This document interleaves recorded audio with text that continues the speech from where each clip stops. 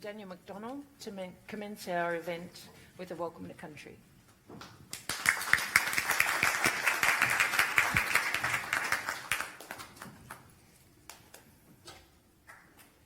Wow, you all look fantastic today. It's such a beautiful day, isn't it? And it's amazing to see all your smiles here today.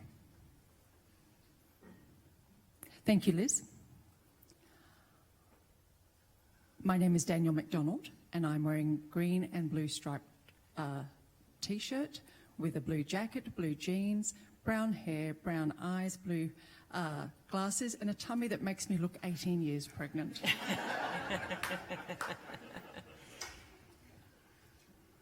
I'm a proud Gadigal man. I'm an artist and an actor, and I go by the name Deadly Hand Talk. I'm a member of the Metropolitan Local Aboriginal Land Council. And I'm also a Brand X chairman.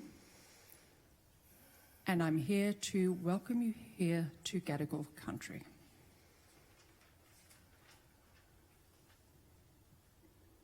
I would like to pay my respects to all Aboriginal elders, past and present.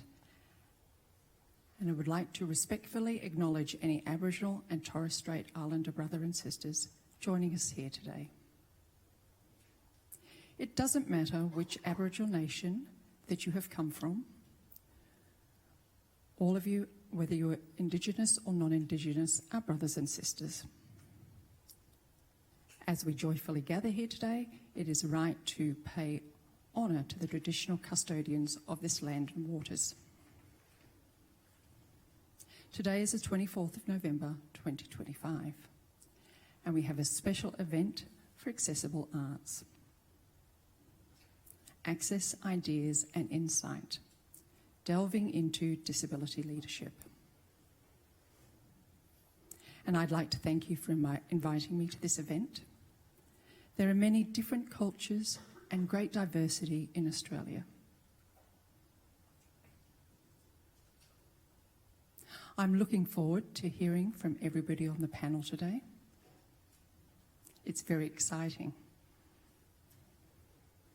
I know Paul very well. Hi, Paul. I would like to tell you a story from one of my paintings, and it's called Start New Beginnings. Always, today is not the same chapter. Chapters of the past, you might be watching a dark sky, but waves are smoothing the edges. If you are hurting from the past, then sit on the sand. Watch the sunrise in the morning. Listen to your heart. Smell the sea mist brought in by the breeze. Feel your hand swirl in the sand. Everyone is around you. You are never alone. Value life's simplest things. Pleasures. Find meaning in the small things and magic in every experience. Start new beginnings. On Gadigal land today, it doesn't matter who you are, it doesn't matter where you are from, but you are here on Gadigal land. You are remembering the past and the present. Acknowledgement is important.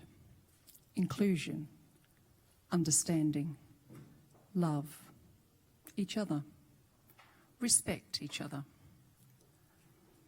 I would like to say thank you to the staff for organising this event. Remember, please keep in contact with your family and friends. Travel home safely. Have a wonderful Christmas and a happy new year, and I will see you again in 2026. Thank you.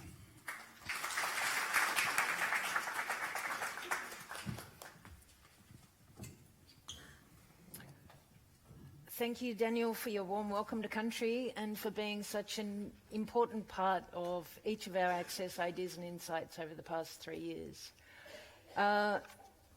Welcome, everyone. If you missed it a moment ago, my name is Liz Martin and I'm the CEO here at Accessible Arts. I am sporting black jeans, black t-shirt and a Miami Vice style white blazer with a mullet. And you could guess that I'm probably middle-aged. Accessible Arts is proudly disability-led and the peak arts and disability organisation for New South Wales. We advance the rights of and opportunities for people with disability who are deaf to develop and sustain professional careers in the arts and have equitable access to arts and culture across New South Wales through a multitude of disability-led programs, services and partnerships. Everything we do is done in partnership and collaboration with a focus on building community, knowledge and culture together. Next year, Accessible Arts turns 40, a milestone built on the creativity and commitment of so many board members, staff and volunteers over the years. Today we dedicate this Access Ideas and Insights event to one of those exceptional contributors, our late board member Fiona Winning.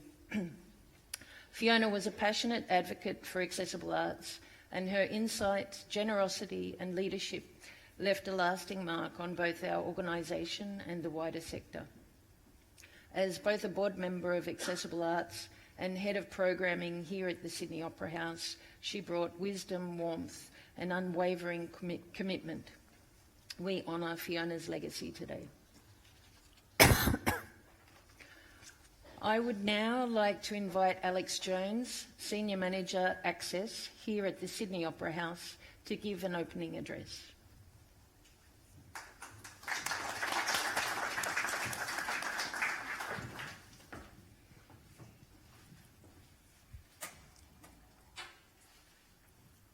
Thank you so much, Liz. And my name's Alex, and I am wearing a dark shirt with some flowers on it, and bright white pants, and I have brown hair, blue eyes, and I'm wearing a lanyard around my neck which says the Opera House. Liz, I want to thank you so much for your words and the tribute to Fiona. She'll be sorely missed. And we really value her amazing mark that she left working with Accessible Arts and here at the Opera House. She was involved in the historical part of the arts, and we really want to acknowledge that. And Daniel, thank you so much for welcoming us here. And we're on Tubagali land. And Tubagali is where the Sydney Opera House stands. And this is Bennelong Point. And I also want to acknowledge everyone in the room, our Aboriginal and Torres Strait Islander friends and family, leaders, colleagues, and anyone else in the room and online as well today. I'm really feeling humbled and very proud and privileged to welcome my community here to the Opera House, to the Utzon Room, right here where we are this afternoon, and to share our knowledge about disability leadership in the arts and sharing it on Gadigal land.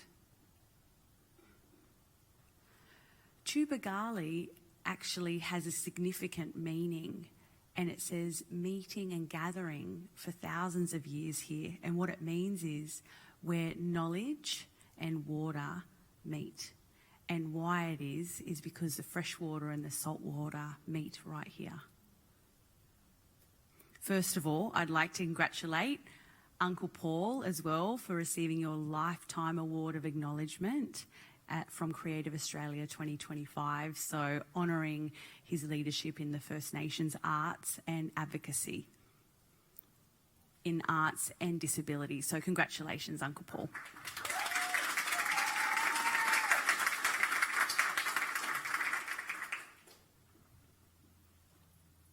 And moments like this make me feel truly, truly proud to be here and working as a senior leader here at the Sydney Opera House. and welcoming, you know, our partner events here with accessible arts and the focus on disability leadership. And that key really is something, it means so much to me. It's something that's really close to my own heart. I'm a person with a disability. I'm a deaf person. I use Auslan. And the Sydney Opera House has actually acknowledged me as a skilled individual and leader and someone who has values regardless of being deaf and having a disability. They see the value I contribute to the Opera House, and it's one example of success and in a disability leadership space. Recently, we have employed a full-time in-house interpreter here at the Opera House to work with us, and it's not my interpreter, it's actually our interpreter. So this is a commitment that any organisation should be making for any workplace. Without further ado, back to you, Liz. We invite you to welcome and introduce all of our panel members here and our leaders to talk about what it takes to thrive as a disability leader in the arts and what the world has to do to make it happen. Thank you so much.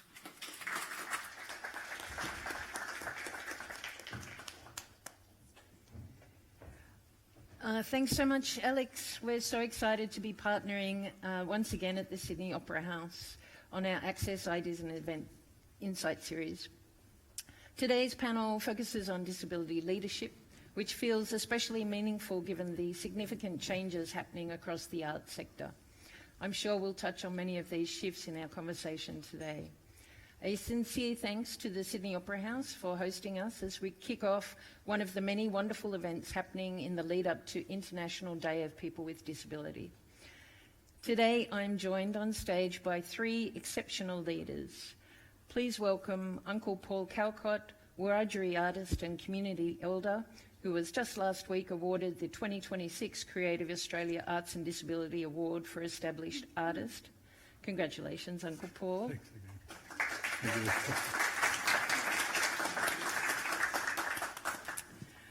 Eliza Hull, brilliant musician, writer and disability advocate. And Sarah-Mace Dennis, National Director of Arts and Disability Network Australia. Before we begin today's conversation, I do want to acknowledge that Access is a place of learning.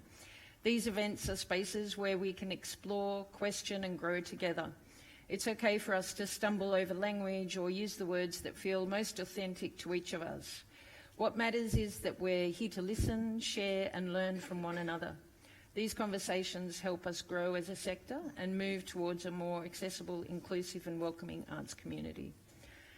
And just one more reminder before we almost get started. We'll have time for questions and answers at the end of this. So if you're online, you'll be able to submit your questions through Slido. And for those of you in the room, we'll bring a microphone to you. So let's dive in. Welcome, panel. And our first question, I'm asking each of you, what does leadership mean to you in your work? Sure. All right. I guess for me, it means building community, a lot of listening, bringing people with me, and I guess never stopping as well, like still keeping that fire within me and knowing my values and the message that I want to send. But also, I think about this a lot, is not gatekeeping, like not always, when opportunities come to me as a leader in the music industry or space, trying to make sure that I continually think of others and give opportunities when I can. So I think, always looking at the table and going who's not here as well, so that I can make sure that I bring others up as I do my leadership.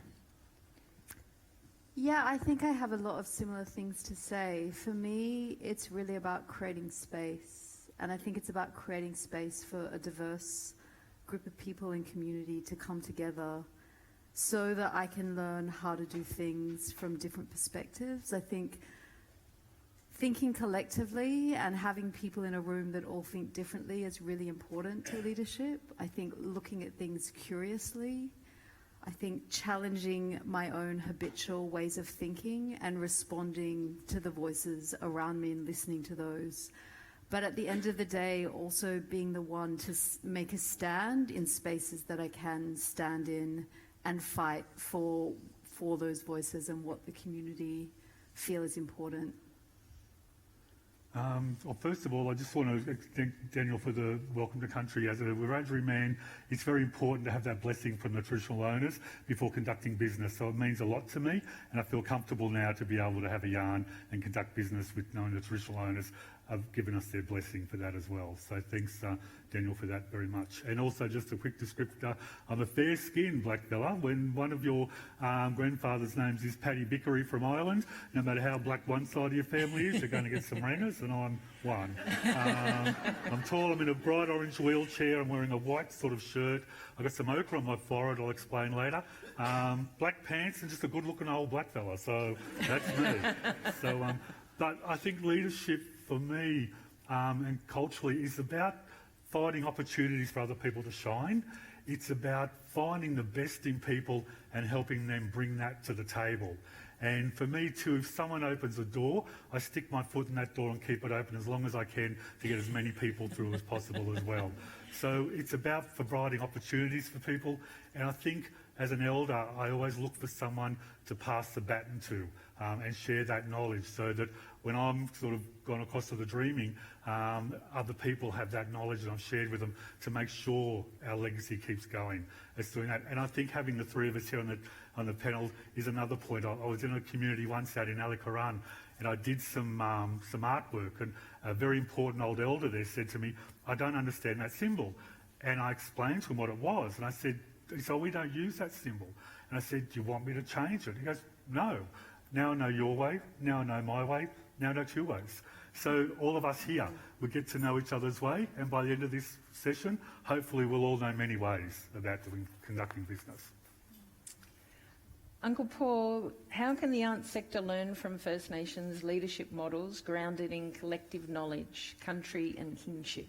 Oh, look, that's a whole conversation on its own. But look, the interesting thing is we have a symbol for an elder. We have 200-odd language groups, but many of our symbols are universal. They may be called different things, but the symbol means the same thing. One of the symbols we use for an elder is the U shape. The U shape is used to represent a person, because when you sit on the ground after having a yarn, that's the mark your bottom and your legs leave. So that's the imprint you leave on the ground. The symbol many of us use for an elder is that symbol around another U shape. And what that is somebody there nurturing, protecting, looking after another person. And that's the role of our elders. But the good points about that symbol is it's gender neutral. It doesn't identify gender. It's a person, a leader.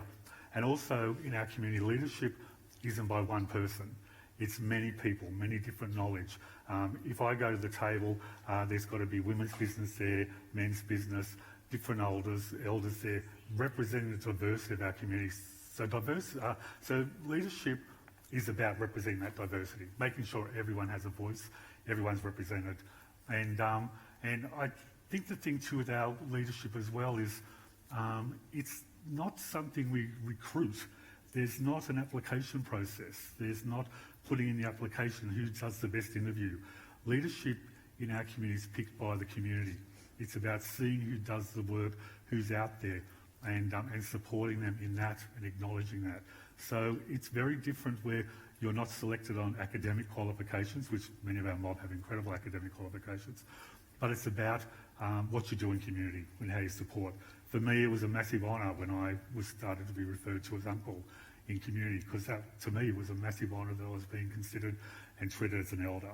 It also comes with a lot of responsibility because you have to behave yourself in public then because everyone's watching.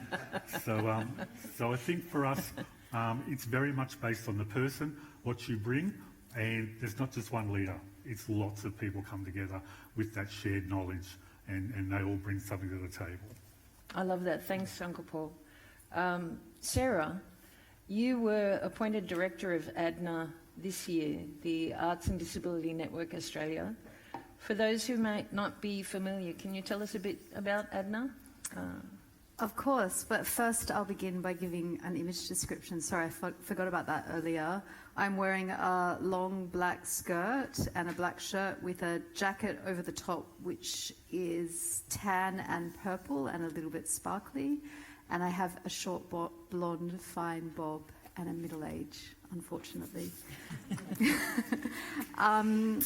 So ADNA, Arts and Disability Network Australia, is the new national gateway for arts and disability culture.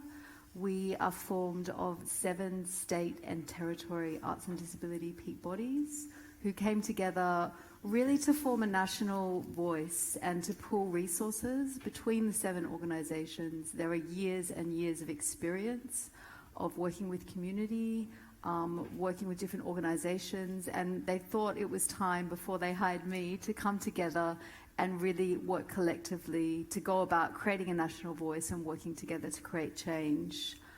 I feel it's a really exciting moment in Australia. ADNA has formed out of a new focus on disability arts and culture, and we're working with artists, arts workers and the screen sector, so looking to really grow the community, invite people into the community and see how working together we can create change and showcase the work of artists nationally. There are a few ways that we're doing this. The first thing is connecting. So at the moment we're building a national database of deaf and disabled artists, arts workers and screen practitioners. If you're interested, please go to our website and sign up to our mailing list, because that's where you'll get on the database and then hear the information that will be coming out. We're also looking at building a national map at the moment, so mapping not only artists across the country, but also organisations and allies and government partners, so we can get a picture of that and see how it all works together. A really big thing for ADNA is communication.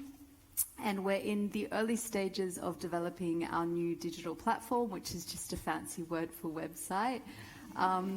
It's going to be called ADNA Channel, and we actually launched a tender for that last week. So that's on our website. We want to work with deaf and disabled designers or design agencies to help us build that. The channel will contain national resources, so things like access riders, access information. It will also have a national artist database, information about organisations. The map, which I said we're in the process of building, will sit on our ADNA channel. And there will also be ADNA channels. So this is a really exciting part of the project. We'll be commissioning 4 video works a year that think about the aesthetics of accessibility, and they will be shown on that site. So a real way of celebrating accessibility and thinking about what we can do as a group. The other part about ADNA is leadership. So we're looking at leadership in our sector, not only how we provide people with opportunities to contribute to leadership, but also looking at leadership in the consortium. So we sit on a range of panels, such as the Equity Advisory Group. We're also working with the Code and also EquiArts. So really working on the ground with our community and bringing that voice up into the different infrastructure that can work with arts and disability culture. So one thing that I'll just finish on is, as I said, we've launched our tender for our new website.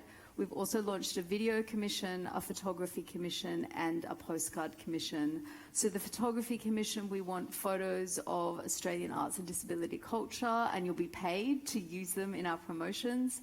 We've also commissioned a postcard so that that we can hand that out at events. And our first video commission is about the voice of arts and disability culture in Australia. So if you're an artist or screen practitioner interested, go to our website and have a look at that. And all of those commissions, we made a decision that all of ADNA's work will be produced in collaboration with people with lived experience, and that's a key criteria in everything. So we're really excited about working with artists with lived experience to change the face of the digital landscape as we make these resources. In the first question, you each spoke about collaboration, collective leadership, bringing others with you. Sarah, in terms of ADNA, ADNA is bringing together multiple organisations to build a national vision for disability arts. What does leadership look like when it's shared and collective?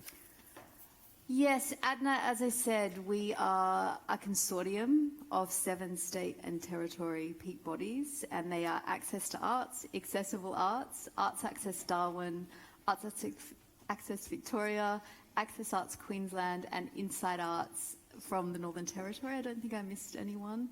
I think that's quite a bit of a mouthful. Yep. But in terms of collective leadership, I think as ADNA, we have actually really decided that this journey, we are almost facilitators. We're thinking of it as a national gateway for arts and disability culture. And what we mean by that is that we're on this journey with our community. That's why the consortium has come together to do the work of the people they've been working with for so long. So I suppose in terms of leadership, we've decided one of the things that you might see on our website, it's time to build a new arts and disability network, one that belongs to you, the community. So really, not only are we working together as a consortium, but we're also working together on the ground to really go out and listen to people to find out what they want and how we can create more opportunities for disability leadership in the arts. And I'll finish that by saying how important access is to this question, because we want to make everything we do accessible, and that's about going out and finding ways that everyone can participate, even if it's us on the ground doing the work, to work with you so that you can participate in any one of the projects that we're doing, and also thinking about embedding access costs into all of our work that we make as well. Brilliant. Thanks, Sarah. Eliza, you're a storyteller through both music and writing. How do you see creative practice contributing to community and shared understanding? Okay, I'd also like to do an image description because Sure. I forgot. So I am wearing black jeans and black boots and a black singlet and a red blazer. And I have my hair up today, and it's kind of blondie brown hair, and I'm also middle-aged as well. So I guess I feel like, for me, I've realised that art or music, writing, is actually really the way forward, because it is the representation. And it's tricky, you know. I guess I feel like you and I have spoken a lot about this, is like, how much do you share about your disability, or how much do you share your art and not talk about your disability? And for me, I feel like I, for a really long time, never spoke about my disability. In fact, I would hide it and not want to walk in front of people because I walk differently. And then it actually ended up doing a complete flip, where I started to really speak about it and advocate for change in the art space in terms of the music industry, and also writing children's books and a book on parenting with disability. And so everything became about disability. And so it's almost now, I realise that what I hope can happen is that we actually have art at the forefront, because that is the power, the storytelling. Art is so important. It's, you know, my language is through art, and I love looking at art and being part of any artistic practice. So I feel like that in itself is actually a way forward to understand humans of all kinds. And for me, I think that it actually is where I hope to kind of be, is that by just being a disabled artist is actually changing the narrative and reducing stigma and changing attitudes and shifting the way that people see disability by just actually being a disabled artist, and maybe not necessarily having to share every single part of my medical condition. So I guess that's where I've kind of landed now. And yeah, so I feel like it's so powerful, and it can change people's hearts and minds and souls. And that's what we need more of, is disabled art. Uncle Paul, you've spoken about building resilience through yarning and sharing stories. How do you practice strengthen? How do these practices strengthen community and connection? I think with the yarning, I run a small group called Noonaron. We're a great little art group of first artists with disabilities, way above our weight, not funded or anything.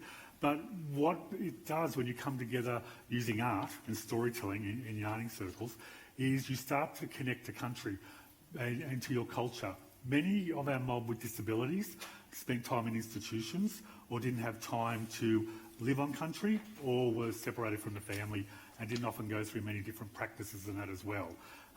So when we come together and use the art and storytelling, what it does, as I mentioned earlier, that some of our symbols are the same symbol no matter what language group they belong to. And what happens is people start to be able to share their story through this artwork and build that resilience. It also identifies things such as social isolation. So people come together with other artists and other members of their group and start to build that resilience. Elders start to share stories. People start to have a sense of belonging. And a couple of examples that come out of that I'd share is that we had, two stories I might share quickly. I'm a bit of a storyteller, I'll try to tone it in a bit. But we had a young man who was introduced to our art group who has a learning disability, FASD. He's in a special ed class at school, typical, naughty kid, causing trouble and everything. But a mate of mine who's a school teacher there said he does beautiful artwork. So he brought him over, he introduced me to him and his older sister, and his artwork was wonderful for this young boy who was only 17. So he did a couple of paintings. Anyway, we got him to do a big painting about his strength, like resilience, what keeps him strong. And he painted this beautiful story about how his grandparents passed down the dreaming stories to him and how he got to dance at the Commonwealth Games and how he connects back to his culture. And he did this amazing thing he developed, and it represents a double helix. And what it is that that's my connection to all my culture and country. But here's a young fellow with a learning disability going down to an atomic level virtually to say his relation to community. So we ended up doing an exhibition. We had the opportunity to do an exhibition at the United Nations in Geneva and in the main lobby. So we weren't funded. I was funded to go over, but still can't just be me. So we begged, borrowed and stealed, and we did some paintings and got sponsorship, and we got him and two other artists with disabilities to come along.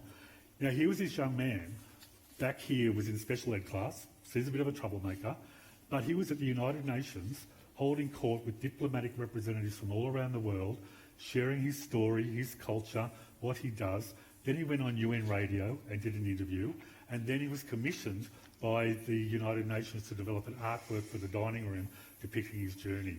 So you have a young man from a special ed class. Once you connect him to culture, to family, you change the subject matter, you change the environment. He became the teacher. He represented his country on the world stage and did a commission for them. How does that affect a young man's self-esteem and his connection back to community? His community was so proud of him for what he did. And that was because we were able to create a space where he felt belonged, we shared knowledge, shared stories, and he got a chance to shine. And we had another young man who has Down syndrome, and he would come along to the art group. And at first he was doing little paintings, people were doing stencils and he was dotting around them. And we said, no, come on, you can do your own painting. Let's start talking about some stories. And he was trying to explain to me, and he has a speech impediment because of his disability, but I tell other young people he has an accent. So I say, you come across people with different accents and you've got to get used to it. Well, Jai has an accent as well, he's got to get used to. Anyway, we rang his dad, and he got on the phone, he said to his dad what he wanted to paint. And his dad said, I can't believe it. He wants to paint the tree that he sat under with his grandmother when she told him stories. He said, I didn't even know he remembered that tree. So he did some amazing paintings. Long story short, he has a painting now hanging in the United Nations in the Australian Embassy in Switzerland. He came to New York last year and he sat with his father while his father spoke about his son's art and storytelling and his achievements. So that was another impact on his father, who thought, I would never thought that I'd be sitting at the United Nations in New York talking about my son's achievements at the UN. And so he got to do that. And young Joe, we had his posters with QR codes that took people to him telling the story. His artwork was around Article 8 of the United Nations Convention on the Rights of People with Disabilities. So he's a young man with Down syndrome creating a painting that talks about awareness raising and celebrating the achievements of people with disabilities. And he was handing those out at the UN. If you didn't take one, he tapped on the shoulder and made you take one, sort of stuff. But then we were invited from there to go to Korea by the Korean government to do an exhibition there. So again, we had this young fellow who, troublemaker at school, going to the Parliament House in South Korea, presenting his artwork, playing yidaki, doing traditional dance. Jai coming along as well, playing yidaki, practicing the yidaki, the didgeridoo every day on the bus to and from the meetings to get really good at it. And so there again we had, because we created an environment where people came together, told stories, felt safe, gave them a chance to shine, we had 2 young men with disabilities travelling to different countries, representing their culture, their community on the world stage. And that was because we just created a different environment and we changed the subject matter. So there's simple things about the importance when we come together and share stories. And community is made up of all different people and individuals. So we can make many individuals strong, we make a community strong. So that's just the stories that I've had the absolute honour to be a part of and to witness and to see it all happen. Uncle Paul and everyone on the panel, really, that makes me think about what you would have liked growing up and becoming emerging leaders through that sort of process. What would have helped you? And looking back, now that we've clarified that we're all middle-aged, what would you have liked to have had as you were sort of stepping into that leadership role along the way? What kind of supports would you have liked to have had? Look, the thing when I was growing up, I contracted polio back in 1960. Yep. My father was very fearful. They were still taking children away then. His 2 younger brothers were put into foster care. They were part of the stolen generation. He was very fearful of having a fair-skinned son with a disability that they would take me away. So we didn't practice culture publicly. It was an internal thing. And so I didn't start to catch up until I was in my 30s. When I started, my dad was passing away and we had long conversations. And I miss where I would have loved to have got an early start on culture. But also in some respects, it brought us together because suddenly all my cousins, we all started to come together and we thought, we're the next generation. We have to pick up our game and we have to start representing our culture. Our parents couldn't be openly about it because they were scared of being taken away or losing their children. So I would have loved to have more connection to culture. I would have liked to have done it earlier than in my 30s. But in saying that, it is what it is. And I think maybe I wasn't ready until in my 30s and had the tenacity and that as well. The leadership thing, I don't see myself as a leader. I see myself as part of a lot of group, and I just happen to be the biggest mouth. And like an argument. So it's not, it just happens sort of stuff. But I have amazing people behind me all the way, and I'm thankful for that. So now what I want to do is make sure that younger people, my great nieces and nephews and my nephews, don't have to wait till their 30s to learn about their culture and connection. I take that responsibility now, and my other cousins and my sisters. Let's start doing that now. That's what I sort of wish I had more opportunity. But when I reflect back, a lot of the things we did as a family were cultural, but we didn't know that because we were just in our own little bubble, and that was just how we did stuff.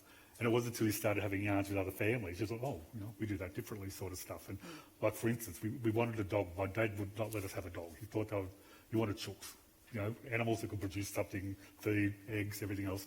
And we wanted a dog, and he wouldn't let us have a dog. We had this stray. So we went to our auntie, who was Dad's older sister, and the elder in the family, and told her we wanted the dog. So she then made Dad let us have the dog, and he couldn't dispute it because she was the family elder.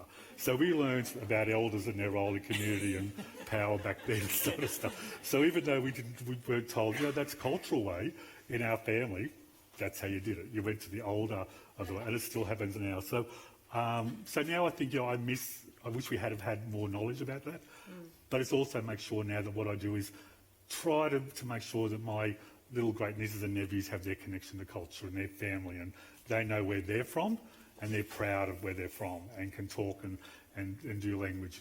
We talk little bits of language and different bits and pieces and paint. So I think missed out on it, but really doing okay. It all happens for a reason.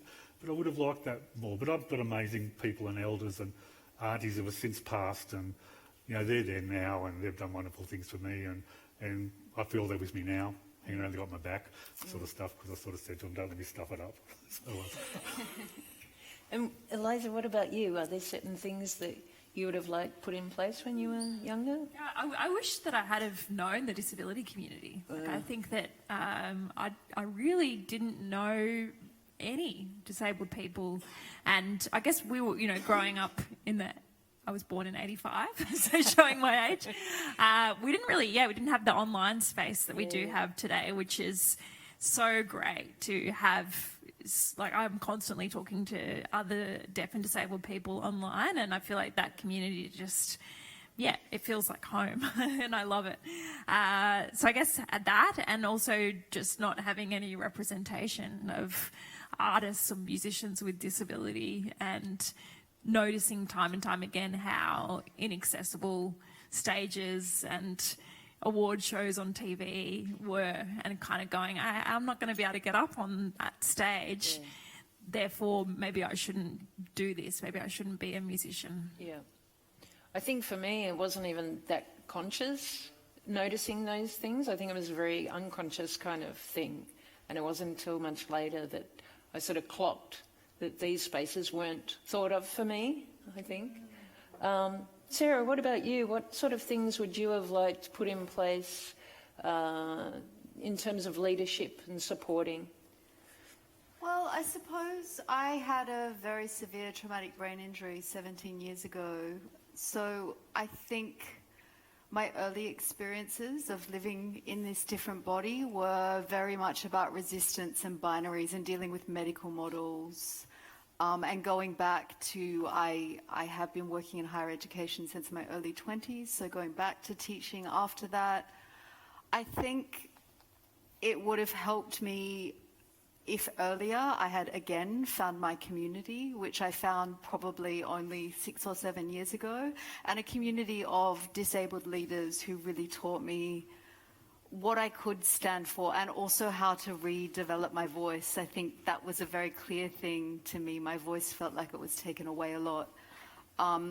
So I think community, collectivity, and also this thing about creating space. I think what would have really helped me for spaces to be a little bit more plastic, like the brain is. So to give and receive form a little bit when you're working in an institutional space or for a big organization.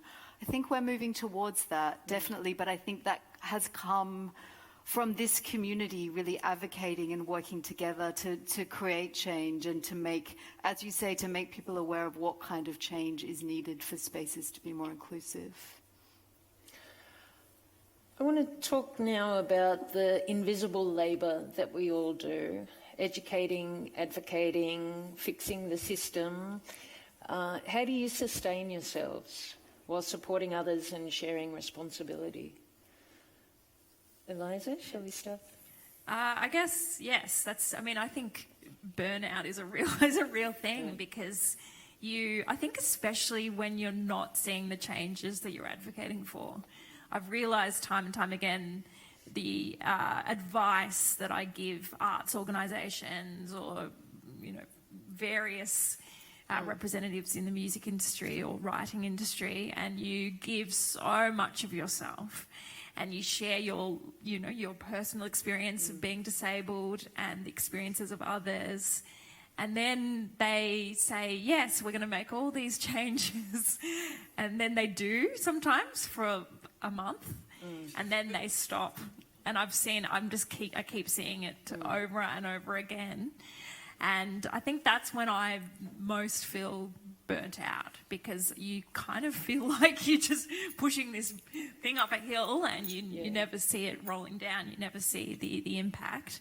But I guess the other thing that I do to sustain myself is, I guess seeing some success stories and seeing the changes. It's not all bad, and we are seeing such shifts and changes, which is keeping me still going. And I always just think about the next generation, the next people coming forward, and I think by sharing opportunities and with others takes the weight off me, but also gives other people opportunities. And I just keep thinking about what it felt like to, to be told from me by producers, don't walk in your music video because nobody will like your music. They're the kind of stories that I keep going back to and remembering, or still hearing how much stigma still exists in the music industry and discrimination in the arts space.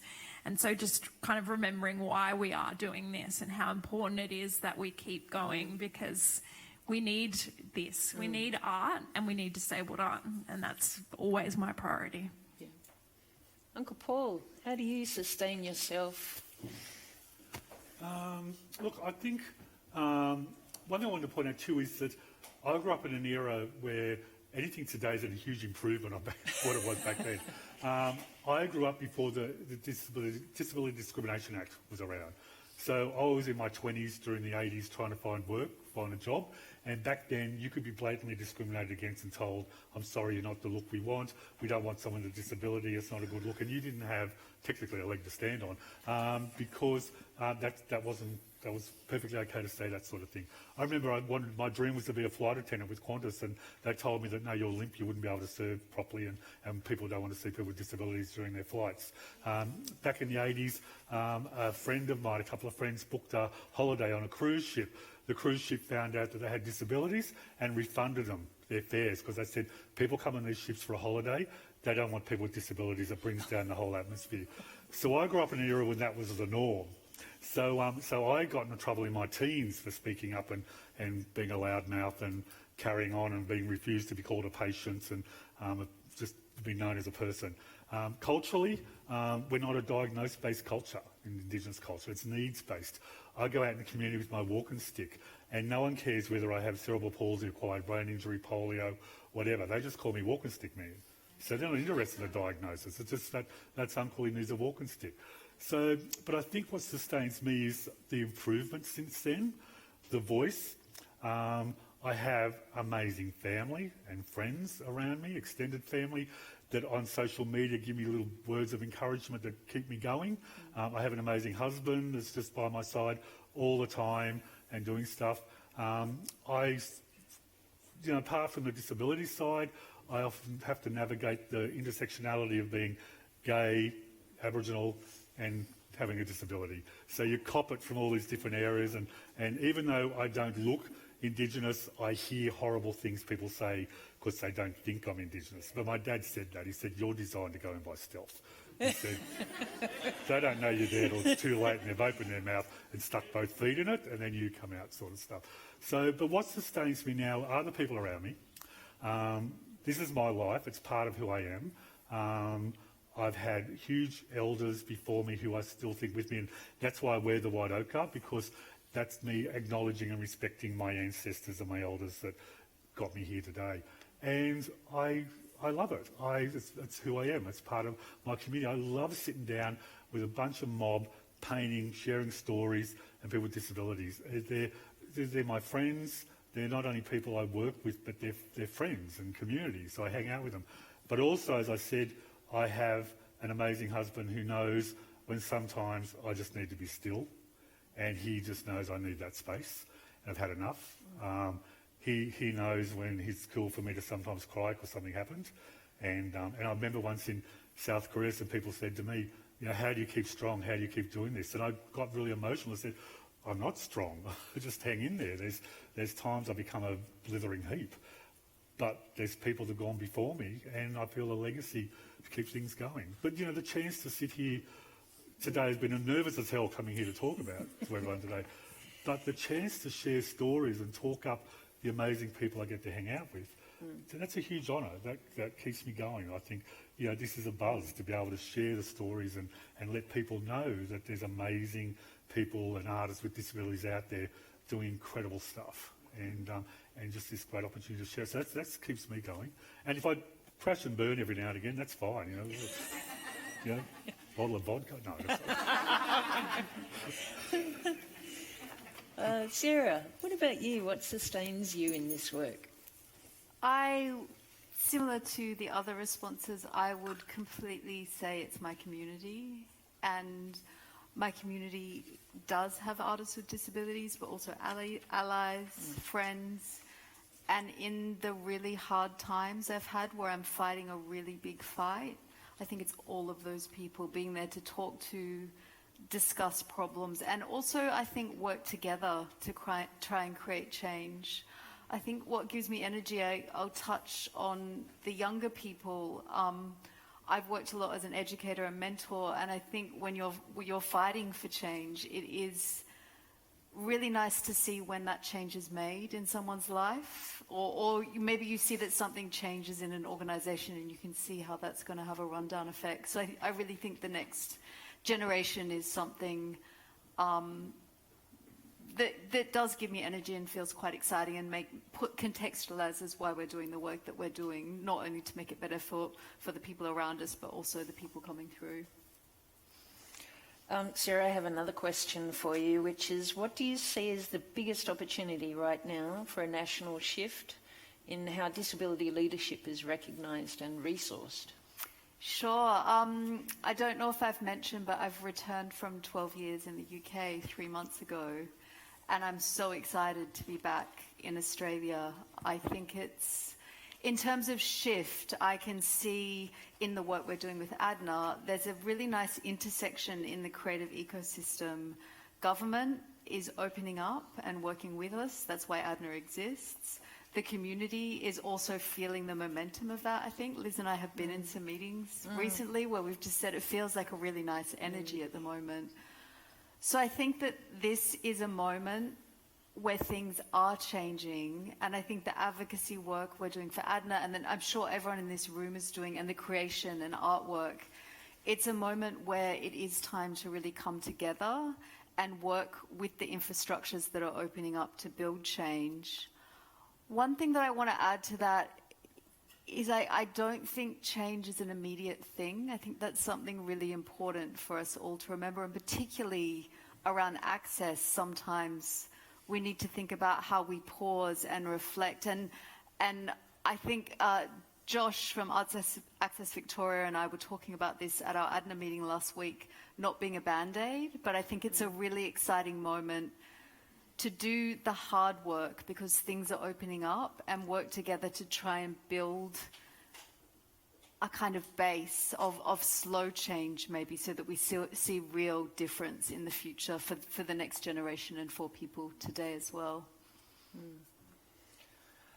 I'm going to open it up for questions from the room and from online. Are we ready to go with that? We have a microphone that will come to you. Do we have any questions in the room? Yes. Hello. Yes. So just down the front. Oh. Oh.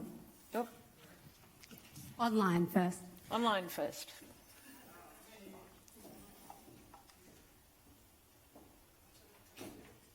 I've got a question from online.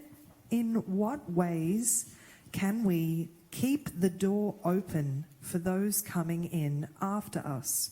What are some practical ways we can make sure a space stays accessible once we leave? Uncle Paul, you spoke about keeping the door jammed open for others. How do you do that? Look, I think by wedging a brick in it, but maybe I think it's about making sure they understand the value we bring to the meeting, and that value is, they can't go without it. Educating people. It's also just making sure you get other people in there before you leave and settled in. So it's about not just being alone all the time. An example is, and sometimes what happens is organisations and state bodies think that just having one Indigenous person on a board or there is all they need. That's fine. And then if you fall off your perch or leave, there isn't really an opening for anybody else. So you've got to make sure you get other people into that door while you're there, so when you all leave, they've got the table. An example of how silly it is sometimes is that in Queensland, I was the only person on the Queensland State Disability Advisory Council. Now, in Queensland, statistically, there's over 240,000 Indigenous people registered. The last statistics on disability said that around 30% of First Nations people are living with long-term disability or health concerns. So in Queensland, that equates to possibility of 80,000 Indigenous people living with disability. And I was it. I was the one person representing 80,000 diverse groups of Torres Strait Islanders, South Sea Islanders, the many disabilities, women's business, the LGBTIQ plus brother, boy, sister, girl business. And that's what we have to change. It's not okay to have one person at the table. So when you're in there, you get others in. And you make sure you create those spaces and bring those people in so that when you go, there's somebody right there alongside you that'll take that seat. It's not easy to do because we've got to change a lot of attitudes and that as well.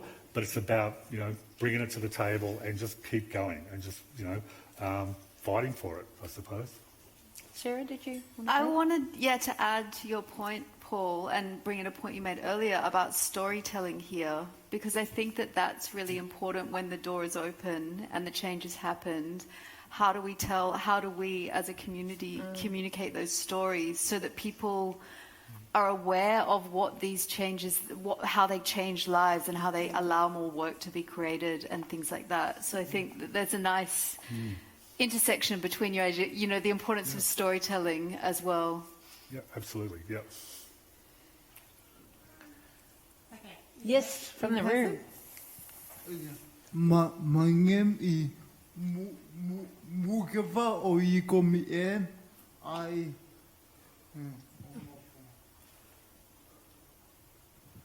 an established actor who lives with autism and a speech difference, I've learned that these aspects of who I am don't define my abilities or limit the quality of my work. They're simply part of my identity, and most of the time they aren't even relevant to what I can bring to a role. My focus has always been on the craft, the discipline, and the passion I put into every opportunity. However, the journey to securing an agent can be a little more challenging. It's not about talent, it's about understanding. Many people in the industry are open and willing to collaborate with actors who have disabilities, but they often lack the experience or confidence to properly support us. So even though the intention is there, the practical knowledge and familiarity aren't always in place. This creates hurdles that shouldn't exist, but I also see the industry slowly evolving. With more awareness, education, and representation, more agents will learn how to work with disabled performers in a way that's respectful, supportive, and professional. I'm determined to be part of that progress. Also, I've got a question you might be able to answer, and thank you in advance for taking the time to help.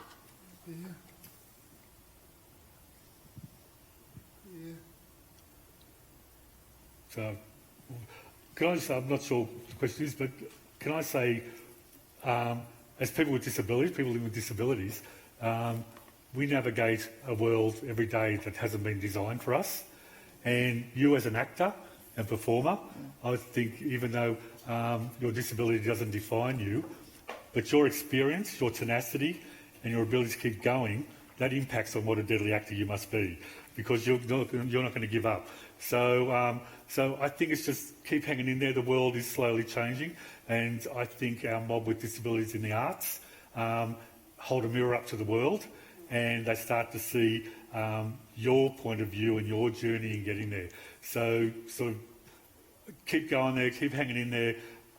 We need to see more of our brothers and sisters with disabilities up there on the screen, in theatre, and not even just not just even playing a part of someone. The disability isn't part of their performance. It can just be part of a side thing. Like I saw a movie not long ago, and they had people with disabilities in this movie, but they weren't playing particular roles. Their disability wasn't relevant. They just happened to be on a board, and it was someone with a disability, just playing a normal role, part of the everyday thing there. And I thought, I want to see more of that. But, good on you, and hang in there, and your disability doesn't define you, but also I reckon it's give you the guts and the tenacity to navigate through a world and still hang in there and still come out strong. So I don't know what I can say. I'm not an actor. I did act straight for quite a few years.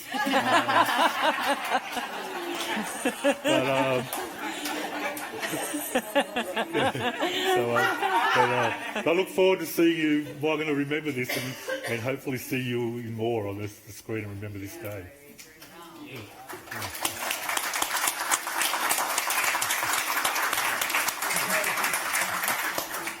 Did we have another question from online?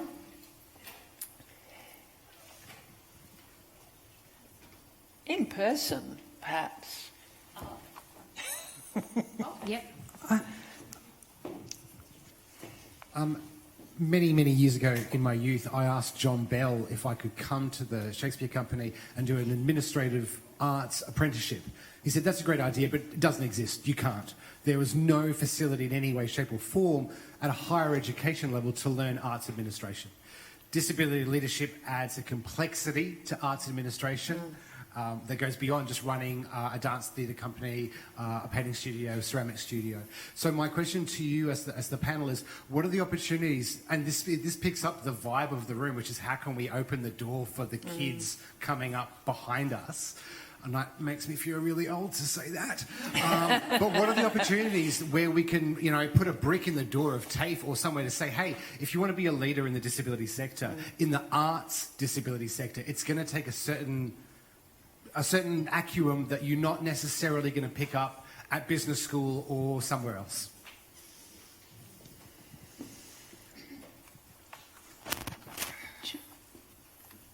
I'll take that one. I agree. We need many more disabled leaders in the arts. One thing that I've been thinking about a lot, actually I gave a presentation at Fremantle Biennale, Unlimited in the UK have been aiming to get, they're running a program. So for those of you who don't know, Unlimited, they work with artists with disabilities in a commissioning program. They're currently running an initiative to get, I think it's 19 or 23% of grants should be given to people with disabilities or access needs to reflect the amount of people with disability in our culture. And I think that this is a really interesting model and something that we can work on as a community and certainly as ADNA to look at leadership roles on boards, for example, where that can be a really great step up to give you more skills. So I think that will be part of our advocacy work, thinking about what is the percentage and how can we change the percentage. And speaking of that for acting and roles in front of and behind the screen as well, it should be something in every industry, I think. And to just close on answering your question, I think the relationship between being a disabled leader and access is incredibly important. It's important to understand what access is in your organisation and institution or whoever you're working for, but also think about as a leader what your access needs are and really working collaboratively to also address that so that disabled leaders don't burn out and they have equal opportunities, not only in leadership but throughout the workforce to be able to get into leadership positions, I think. So I think access is another question to touch on in that conversation. Can I add too? I think we have to stop culturally and socially, we have to stop underestimating people with disabilities and what they can do. And as people with disabilities, we need to stop underestimating ourselves as well for what we can do. We often see in a lot of different organisations, the people leading them as CEOs are not always people or people with disabilities or people as part of the community they're representing. So, and I'm not saying it's a bad thing, people are doing amazing jobs, but what often happens is that people with disabilities are on advisory boards or the board. So they're on advising type positions, but they don't get the opportunity to make decisions. So what I'd like to see is more pathways where people with disabilities are on advisory boards and boards. That's incredibly important. But how do we start mentoring? How do we start getting the young people to walk alongside CEOs and start to learn those skills, to be seen, to sit at a table, participate in a meeting and start to get the confidence to think, I can make a decision. If I make the wrong decision, it's not going to be the end of the world.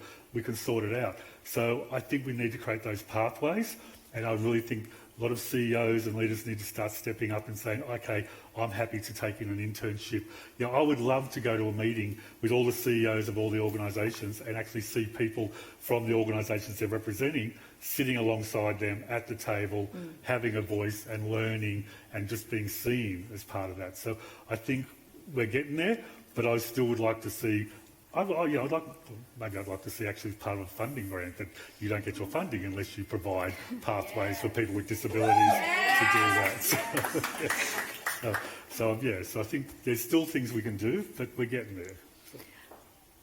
One other thing, just to add to that briefly, Paul, you spoke about this yesterday, the idea of what is required to get into a leadership role, and thinking that it's not necessarily always about how many qualifications you have or how many boards you've sat on, but looking at it from a perspective of what is your cultural experience, what energy do you bring, what is the personality that you'll bring this role to create leadership, and that's different. That's what you were mentioning yesterday, Paul. That's different culturally, I think. Oh yes, identifying skills, that the difference between skills that are taught and skills that are earned, and the skills that are earned and lived are just as important in a resume as the skills you were taught. I think we have another question online. Yes, we do. Leadership can be shown in many different ways. How can the different types of leadership in different people be recognised? What can we all, as disabled people, do to practice leadership, whether we are young, middle-aged or older? Want to take that one? That's a big question.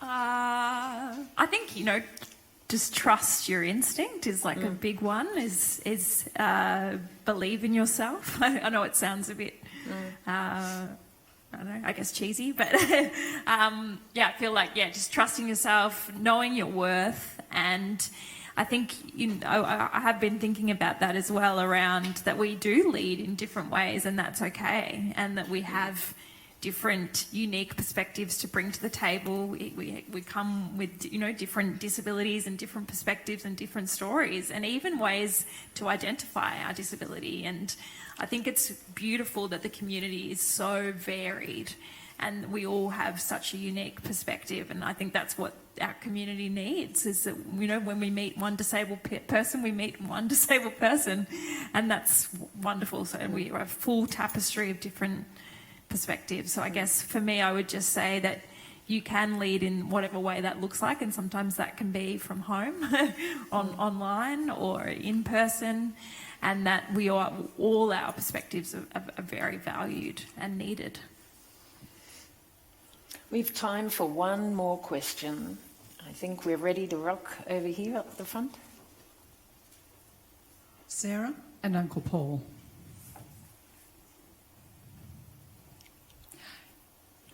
As an analogy, I think we as individual artists are in a birdcage. It may be locked, whereas you have a little bit of freedom because of your experiences. So I know that both of you have been overseas, where you've had very good access, whether it be through government provisions. So what do you think Australia could do to become more advanced in that area, in terms of, a world perspective that you've experienced? Can I say some of my experience overseas? We're actually ahead of the game in regards to disabilities, with how some people are treated. I think, look, I don't know, it's really weird. We've all been in that cage, but sometimes for some reason something happens and you get a chance to get out. And to me, is when you get that chance to go overseas and speak. And it's not going overseas just for the sake of it. You've really got to think, how does that impact on our mob back here?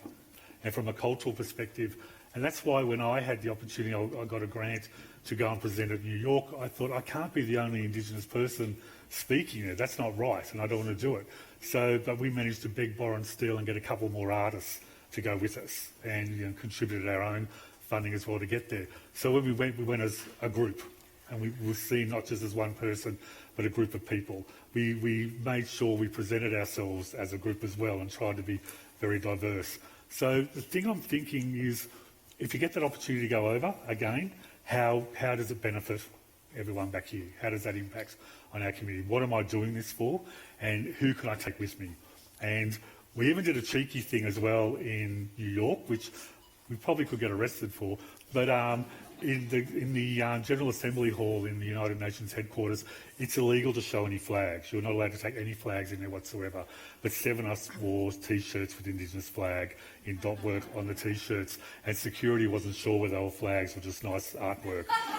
So I think we were the first mob to get out there and show our flag at the United Nations in a way that's not supposed to be done. So I think it's taken little opportunities like that. If you get a chance to go over there, see what you can do, but don't go just for the sake of it. You've got to think, how will this impact back home? What can I take from this to make a difference back home, sort of stuff. So, but it's very complex. And again, I was blown away the first time I was approached to speak at the LGBTIQ+ conference at the United Nations. I did it as an artwork because I was scared stiff, and that's the only way I could talk to the artwork. But from that, I gave that artwork to the Canadian government as a message stick for our Two-Spirit mob in Canada and our brother boy and sister girls out here. So, and now, very beautifully, when the Canadian minister does anything around Pride, she does it in front of the artwork. So I tried to take that opportunity to share and connect our cultures and connect with other mob over there.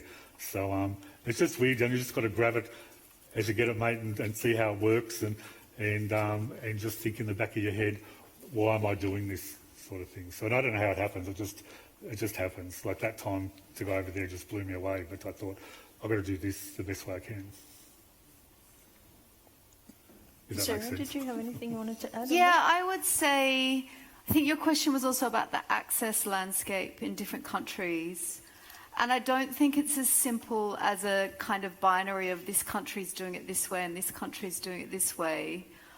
My personal experience is access, again, is a lot about your community. And even if a country has good access support, it's how that you access that support and how you can get access. You know, for example, can you get access to a grant application? Sometimes not.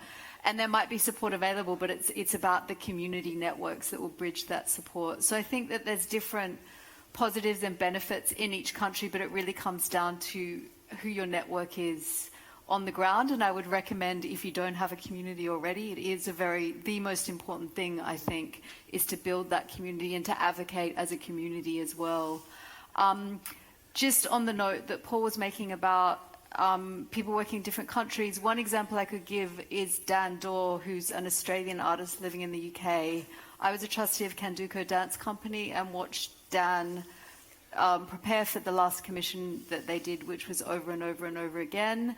And I will say that Dan is a fantastic example of someone who goes into a space and who works from his body and his experience and really advocates for access. He and Raquel, who was the artistic director of Canduco for that show, really stood for the needs of rest. I think they ended up having Wednesday as a paid rest day for the dancers. And the way that I saw them work together from their experience to create what was real change in the production of that show. And then the show also embedded rest.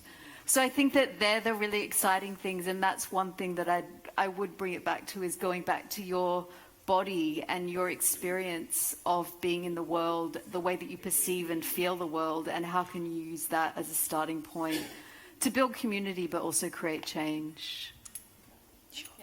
I just wanted to add something that is exciting seeing overseas is what people power can bring. So there's an incredible community that I work alongside in New York, and they're called Ramped. And I guess because I'm very heavily in the music space, but they're just a group of people that are networking with musical artists and producers and writers all across the world and trying to create like a large coalition. And the changes that they've created is like incredible. They're making huge changes with Netflix, making sure that artists with disability are, music's being used.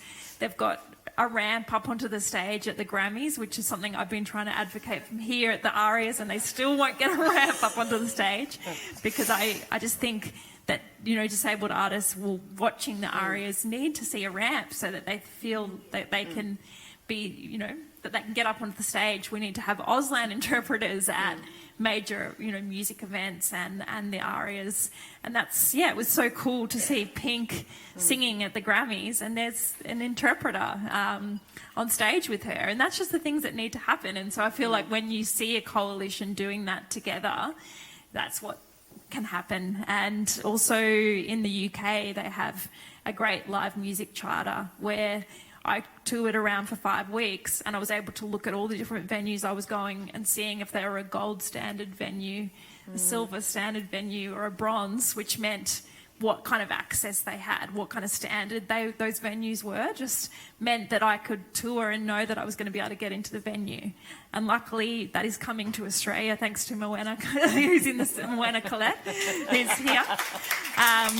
She's bringing all that knowledge from the UK, and that will be happening here in Australia with live music. So it's exciting times.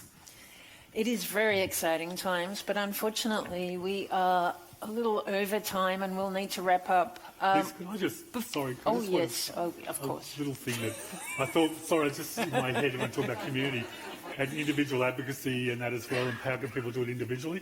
Can I just say to people, what works for me is I found my tribe. So you can't do it on your own. So I found my tribe and mob that I hang out with. And a young fellow made this analogy once where he said, if you're a single twig you can snap, you get 50 twigs together and tie them together, nothing's going to break that. So even going overseas and finding things and doing art and what can I do as an advocate, find your tribe, work as a group, get that backup, get that support. And I think ADNA will play a huge part in that, in bringing all these individuals into one big tribe or your own tribe as well. So it's just a case we have to just work together. So.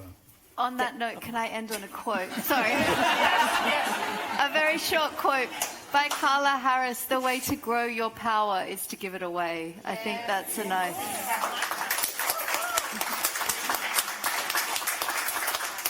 And you can totally see why they're leaders, yeah? They just take the space and hold it.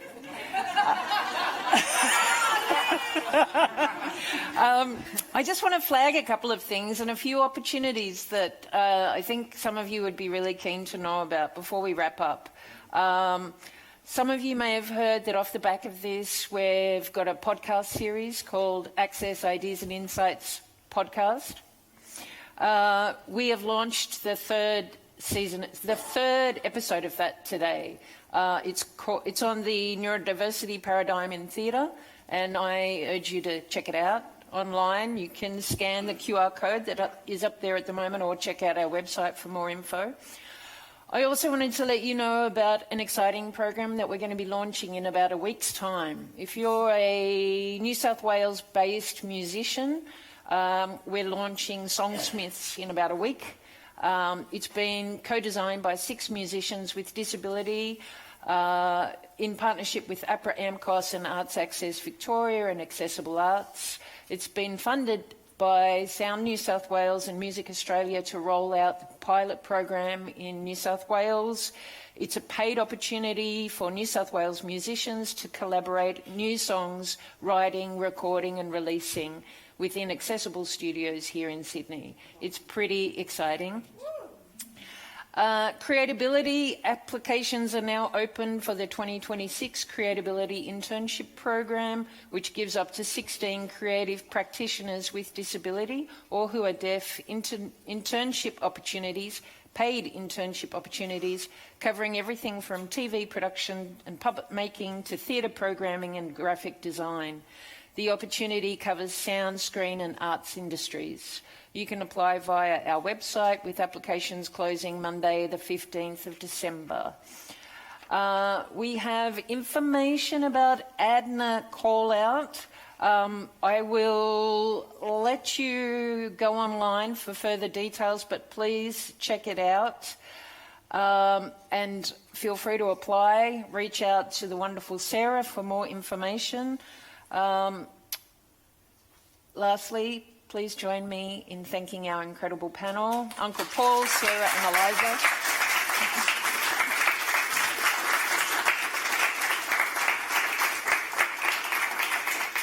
I'd like to thank the Sydney Opera House team, especially Janelle and Alex, for partnering with Accessible Arts on today's event. A huge thank you as well to our streaming partners, Live Crowd, and to the wonderful Auslan interpreters, Shavoy, Dima and Paula.